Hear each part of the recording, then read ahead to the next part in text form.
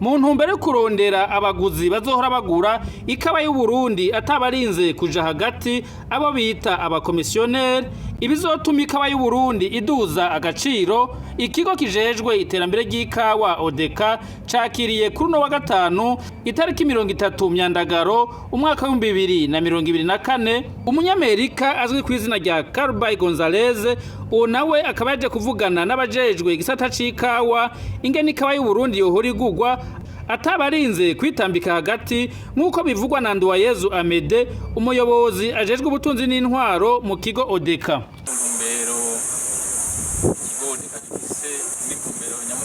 Twahawe n'umukuru wacu w'igihugu cacu ciza c'u Burundi, kandi cyane kurondera abaguzi banyuma bikawa tudaciye ko bita benshi abakomisiyoneri cyangwa abaintermediaire. Uwo mushitsi yaje muri iyo ntumbero kugira ngo cyane kugira ngo turabe igiciro c'ikawa yacu igihugu cyose kuronka igiciro ciza abarundi bifuza n'igihugu kirahatorera koyo. Abarimyi b'ikawa barashobora kwizera ko muri kazoza bazoshobora kugurirwa ikawa yabo ku giciro cisununuye.